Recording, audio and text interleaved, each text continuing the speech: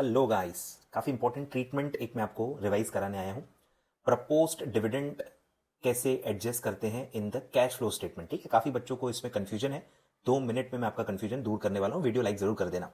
अब इसमें दो सिचुएशन आ सकती है। नंबर वन, जो एक्चुअल पोजिशन है आज की डेट में कि आपको अगर एडजस्टमेंट्स में दिया है कि भाई कंपनी ने इतना इतना डिविडेंड प्रपोज किया है और वो बैलेंस शीट में कहीं नहीं है। प्रपोज डिविडेंड नाम बैलेंस शीट में नहीं है, सिर्फ एडजस्टमेंट में दिया है कि कंपनी ने इतना इतना प्रपोज डिविडेंड प्रपोज किया है। ठीक है, तो इसका ट्रीटमेंट ये होता है कि आज की जो अकाउंटिंग ट्रीटमेंट्स हैं उसके हिसाब से प्रपोज डिविडेंड की अब कोई एंट्री पास नहीं होती है। ठीक है, तो अब जब एंट्री ही पास नहीं होती है तो उसका इसलिए कोई इफेक्ट नहीं लेंगे।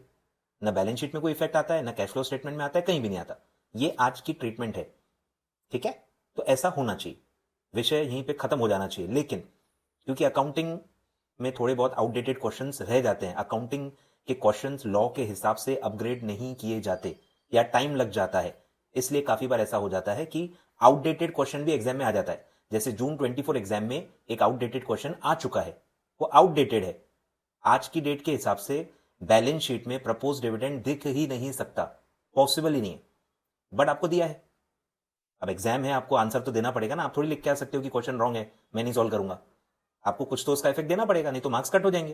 तो गलत क्वेश्चन को सही तरीके से कैसे सॉल्व करते हैं वो अभी मैं आपको बताने वाला हूं। तो ये सिचुएशन 2 है कि वो बैलेंस शीट में दिया हुआ है, बैलेंस शीट में ओपनिंग क्लोजिंग बैलेंस दिया है प्रपोज डिविडेंड नाम से, और ये हो चुका है, जून 24 एग्जाम में आ चुका है। तो इसको सॉल्व तो करना पड़ेगा। तो कैसे करेंगे? तो पुराना ट्रीटमेंट मैं आपको बता रहा हूं। ठीक है, ये पुराना ट्रीटमेंट है, जब पहले उसकी एंट्री पास होती थी तब उसको कैसे ट्रीट करते थे ये हम अभी पढ़ रहे हैं। ठीक है, तो गलती से अगर क्वेश्चन में आ जाए तो आपको ऐसा करना है।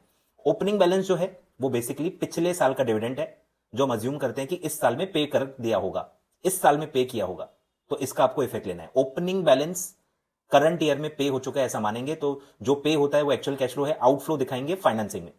डिविडेंड पे करना फाइनेंसिंग एक्टिविटी है और आउटफ्लो है। ठीक है, तो डिविडेंड पेड दिखाएंगे, फाइनेंसिंग में आउटफ्लो। और जो क्लोजिंग बैलेंस है वो करंट ईयर की प्रोविजन है ऐसा मानेंगे, और करंट ईयर की प्रोविजन कहां जाती है? पीएनएल में, तो वहां एड बैक करेंगे।